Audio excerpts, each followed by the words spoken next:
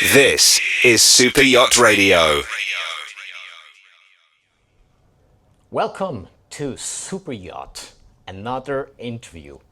But now we are on a yacht, a very special yacht. It is the Silent Yachts. It's a yacht that runs without fuel. But today I have the interview with the awesome and very successful gentleman, Steve.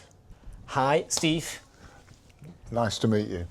And I appreciate your time because you are so busy here in the yacht show in Cannes. So I highly appreciate that, as Super Yacht Radio has the honor to have you on that We're show. very delighted to have you on board. Thank you for taking the time. Thank you. And by the way, being on board, I have went through the boat. I had a walkthrough, and you will see on the website of Super Yacht Radio as well how that boat looks like. And for this reason, we go into a conversation with some questions about the Silent Yacht, which also I have my personal interest sometimes what it is about. Now, let's start with the question, Steve. What made it for you? What was the point that you decided to step into this company or to be part of the company Silent Yacht? There must be a reason. What was it?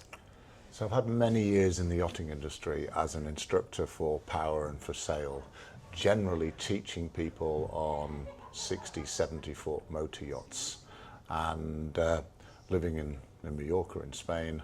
And I met one of the customers of Silent Yachts, and I taught him how to drive a yacht. And he loved it that much. Effectively, he bought the company. So he asked me, no problem, will you come and help me run the business?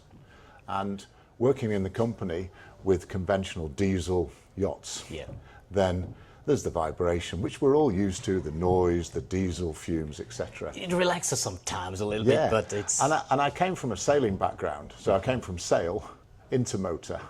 And then I first got on one of these yachts, and it was the most bizarre experience. It was totally silent, couldn't hear anything, no sensation of any movement.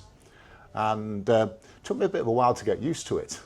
And I went back, so that was in February 2024, and in December 2024, I delivered quite a big motor yacht from Mallorca to Africa on a temporary mission on a VAT export. And I forgot how much vibration, how much noise, and how much pollution. So you look at the yachts and you say, what do we need to do to make these yachts better and to go further and to make them more efficient? And the technology is incredible and new. And here we are, we're on hull number 9, number 109, so that's the 9th yacht that's gone in since effectively from 2024. Well, that's awesome. That's a high number. Yeah, it's been good. It's great. And then the development in the technology has been incredible. The battery technology from lithium LFPs and the storage and the solar technology and the way that we manage the power has just been incredible. So it's been a fantastic journey. And here we are at Silent Yachts with 220 employees in Fano. Everything now is built in Fano in Italy, for guys who don't know, between Ancona and Rimini on the East Coast. And it's a fantastic team. Well, when I made some research about your past as well, as you mentioned before already, you are not only a passionate sailor and also motorboat guy, you have experience. A lot of experience that you bring into this company that is from outside. I always say that's like a hands-on knowledge that you bring into a company. What would you say is the most important point that you bring into this company, the value that others typically don't have? I guess I'm quite fortunate. I come from an electronics background and an engineering background. That helps. Which does help for sure. I've also done a few thousand miles at sea on sailing and motor yachts of numerous sizes. So it was a fantastic experience to be able to come on one of these yachts designed by really good, clever engineers, but who didn't perhaps have the experience that I had at sea. So you bring that practice. Yeah, and there was a practical few part. changes I made. I had a conversation with guys, why are we doing this? And they go, well, this is the way to do it. So why don't, if we did it this way, it'd be better. And we work with a fantastic bunch of engineers. So that's really helped. It's really helped with the technology. I don't have the knowledge of some of these the whiz kids that develop all the software and the technology, and nor do I want to.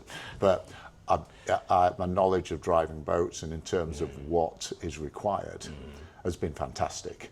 So it's worked really well with myself, with the joint CEO, Fabrizio, who's incredibly experienced shipbuilder.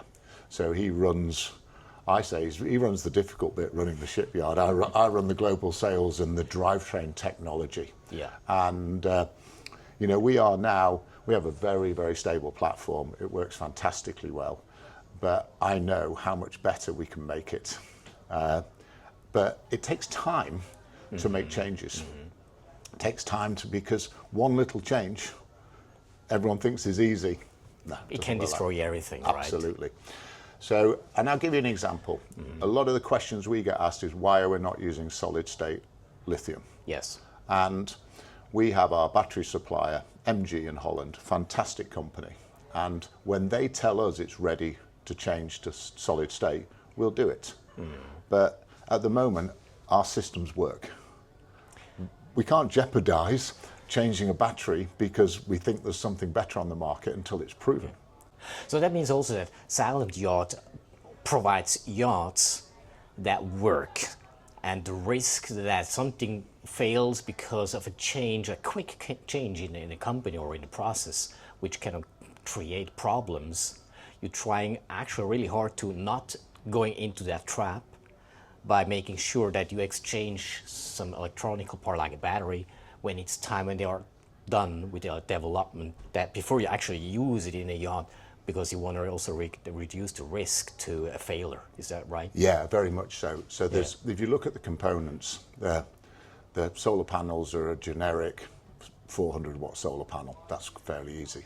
The batteries are LFP technology, 350 kilowatt hours on this particular lot with two banks. So if we lose a bank, we haven't lost the whole lot. Yeah.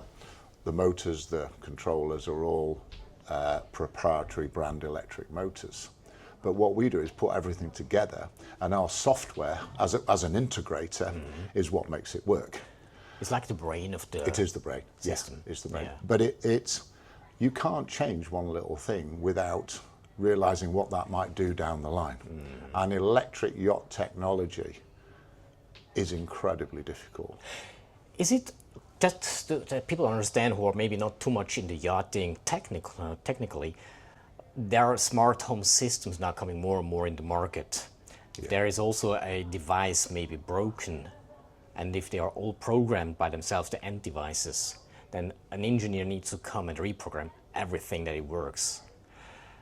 Now in the yachting industry, that's something that shouldn't happen because you don't have the time when you are on sea, on travel.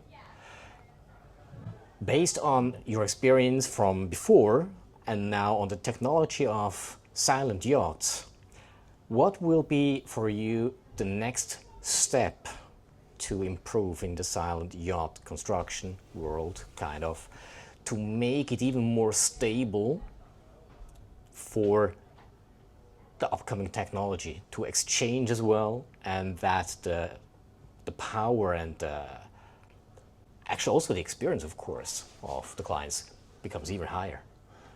The system itself is very robust. Okay, so we go out, it works. We've got a set of batteries, we've got solar panels, we've got motors, we've got a proprietary software system that we've written. Yeah. So that works. We'll make small improvements in terms of efficiencies as things progress.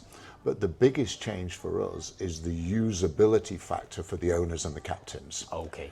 So, for example, being able to see where every single watt of power is being used. So consider you've got an off-grid house. You're going to switch off all the lights, you switch off the washing machine, you'll switch everything off. You don't do that on a yacht because you leave the generator running on a conventional yacht and you just leave the aircon on and the doors open. Yeah. You don't do that on these yachts. You have to manage it. So we're bringing in some user interfaces that show our customers where their power's going. Okay. So that's a huge step for us. Remote monitoring, remote controls, etc. If you take away the drive system, Yeah. this yacht is no different to any other yacht. It's got air conditioning, it's got water makers, it's got seacocks. They need servicing like everything else. The generator needs servicing, but there's only two on this, but one for sure. Yeah. And the service costs and the running costs of an electric yacht is considerably less. You're not paying for a service of your Volvo Penta diesel engines or your IPS drives every year. Yeah. So there is a reduced cost of ownership. Yeah. But our design is basically the next program is to bring up a software system which has a maintenance schedule on the boat. Let's start again. So we have a maintenance system on board which every day will bring you up a schedule of what you need to do. Is that supported by AI or in future? There's quite a lot we're doing in terms of AI. Yeah. And that leads me to people asking the questions, when will a boat be able to dock automatically and things like that. So AI is definitely part of the future. Yeah. But you've also got to bear in mind that our client base are generally 50 plus. Mm-hmm. So the knowledge about the AI and all Yeah, this so stuff. maybe they don't want to be too involved in AI. So we have to use it, but we have to use it carefully in terms of simplistically. So our future work is our future design is for sure improvements in technology, but mainly improvements in usability. Yeah. And we're looking at propellers in terms of efficiencies. We're looking at so many different things. So I see actually there are like two pillars. One is the technical part, which is not really something that the client wants to be in touch with. He wants to have the experience as the boat owner, as the one who actually runs it or is on the boat. So you divide those two worlds kind of. Yeah.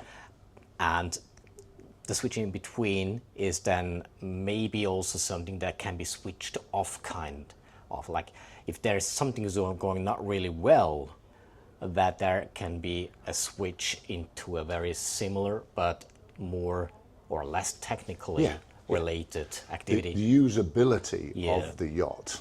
So for example, outside of the drive system, probably the most power use is air conditioning. Yeah.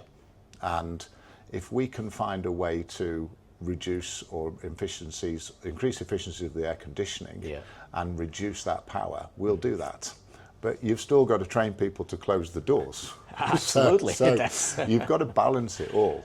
But I think we'll see in the next year or so, we'll see some huge improvements on this in terms of usability with maintenance, with operation, with reporting, with data. Yeah. And we have some really interesting ideas on increasing the battery capacity. Okay, that makes sense because So, the range is always a question. How far can you go with the boat?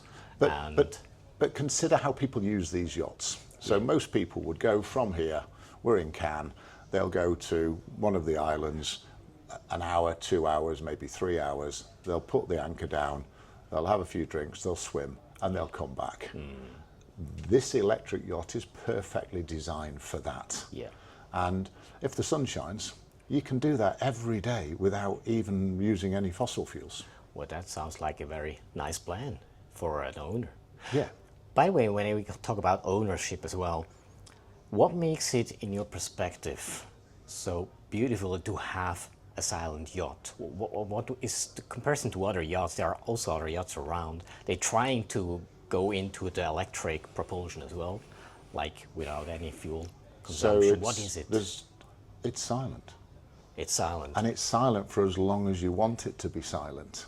And let's say, for example, you're on a heavy charter, you've got 8 guests on board, 3 crew, they all want the air conditioning on, and they go off for lunch in a restaurant at La Garite, okay, and they've left then the captain could say, they're using so much power, I just want to use the generator for half an hour to top up the batteries while they've gone. They come back, they've no idea, it's still silent. Yeah. So the silence is absolutely incredible.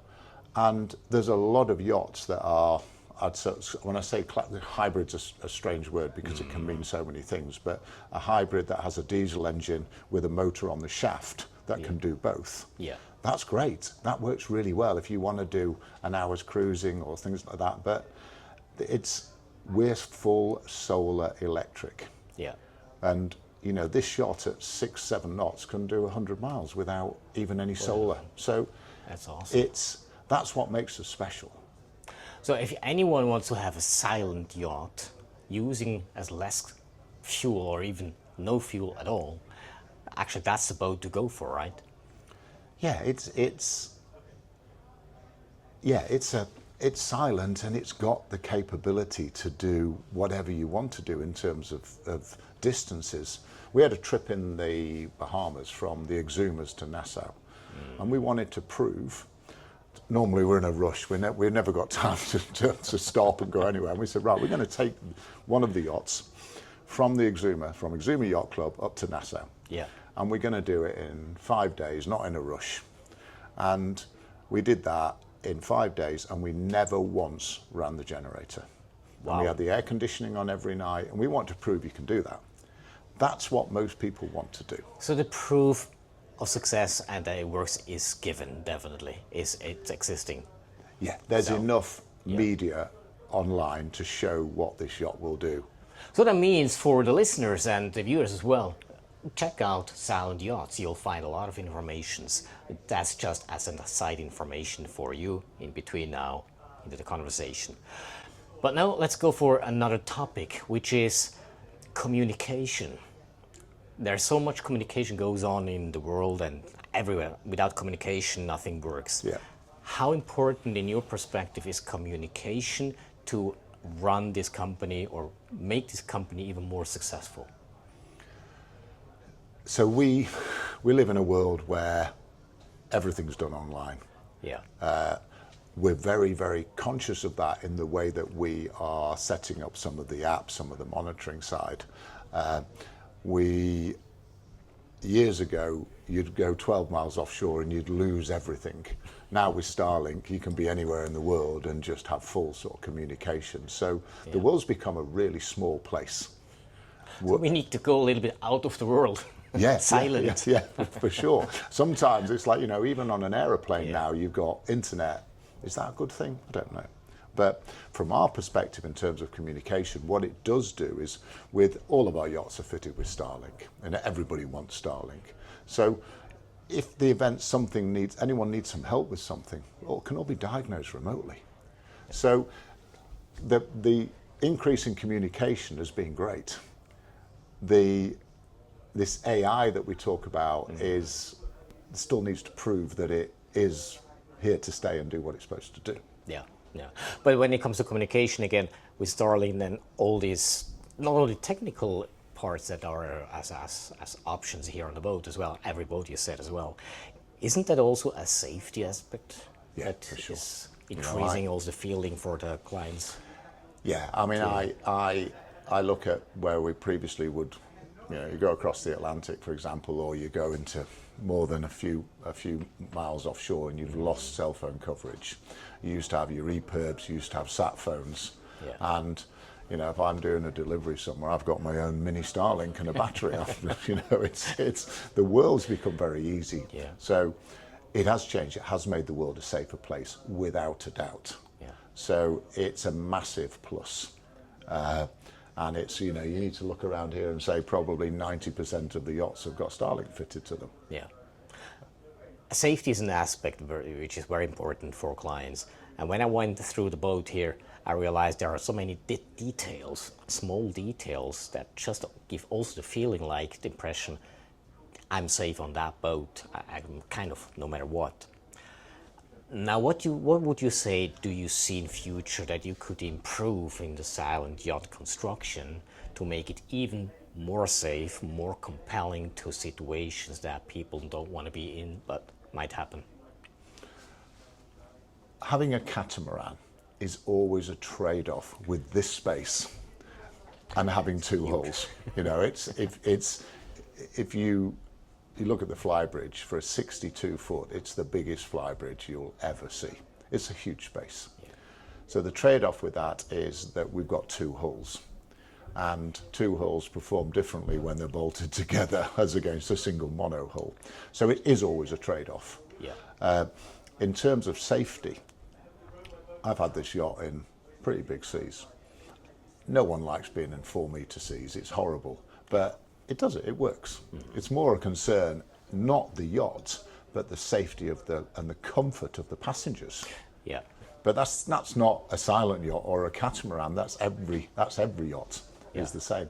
So in terms of the safety, you know, we're built to CE standards sub 24 metres. We've got two hulls.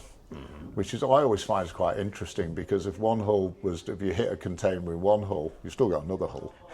But the other interesting point, I remember a conversation with some journalists in the US a year ago, said that all the batteries run down the centre. Yeah. So they're way above the waterline. And one of them said to me, what happens if the batteries get wet? I said, if the batteries get wet, you want to be on the life raft because the thing's sinking. So the technology of lithium has changed. It got a bad name because of a lot of the cheap water toys. Yeah. And the insurance companies didn't like it. And I've talked to many insurance companies and underwriters about how we manage these batteries with the BMS, with the cooling, with etc., and the full suppression. So I know what we've done to make this, and I'm really comfortable with it. And I think as time progresses, we'll see more capacity of batteries. And I think other systems will become better. Yeah. So I don't think there's anything that most of the safety issue, I guess, from any yacht is some captain's decision to go out when they perhaps shouldn't be. But you know, that's sometimes it happens, but it shouldn't. Yeah, absolutely exactly. True. Yeah. Well, we have had a lot of technical details in our conversation. Now, with your extensive experience in the market, if you would meet a very young entrepreneur who wants to go into the same direction as you are in right now, what would be your best advice to succeed for a young entrepreneur? The yachting industry is huge. You only need to look around here to see the choice of yachts. Yeah. From 10 meters to giga yachts. Do something that's different. Differentiate yourself and set a difference. That's what brought me back into the yachting industry, was Silent Yachts is so radically different than anybody else. And to have the passion to want to build fantastic yachts and try and prove the show that you're different. Well, I think that's a very important point and a very valuable lesson, because what I see is many, they just jump on the same train and trying to do the similar thing like others. And you are now in your own position that you're really going for something completely different compared to others, because you are different as well. I think that's part of your personality that you bring into the Silent Yacht as well, that brings the value up even more, because you are not going the mainstream. You're trying to go in a way that people may also want to, but don't have the courage and the missing passion. Yeah, we're in another direction, but it's a very unique direction of silent yachting, and it brings me back to my sailing days, but without having to put the sails up.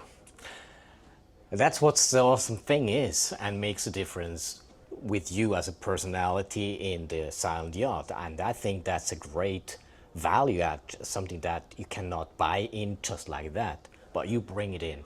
And the Silent Yacht is, in my perspective, in a position to really even take off at the moment much more, because the market goes towards the direction going away from the regular fuel into more electric, or let's say environment protection, which is a huge part thing, yeah. that's massively spread all over. And I think Silent Yacht has now a great opportunity to even become better and more known in the yachting industry as the yacht builder, with the technology, the knowledge, the practical part that comes from practice, not from theory, in combination with all these engineers, where you bring together those different powers to create an awesome, outstanding, especially an upcoming great market that you hopefully, and I believe so, will dominate. Yeah, I think we know where we're going. We know what's in for the future, and there's a lot of things in the future that I'm not going to tell you at the moment. So it's, You can tell me, I say to nobody but my radio. No, of course, I understand totally. But I think that with the end of the topic of bringing something unique is a perfect point to bring out to the market and make people aware, more aware of Silent Yachts. And I'm looking forward to the improvements that Silent Yacht is bringing up in the market more and more. And for this, I thank you very much for the time we have spent a while. More than welcome. The next time I see you, I will be in the shipyard when I can give you a tour of the shipyard in Fano in Italy. That's gonna be awesome. I can't wait for that. And I appreciate your valued time that you spent for me and Super Yacht Radio. I'm looking forward for another time.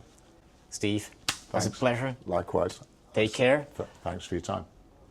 And for the listeners and the viewers of Super Yacht Radio, we want to have the truth, the real truth, the reality, because that's what it is about with Silent Yacht. It's not a made-up, it's the real thing. Thank you very much. Have a good day, time, night, whatever it is, wherever you are on Super Yacht Radio with Silent Yachts and Steve. Thanks, guys. You are listening to Super Yacht Radio.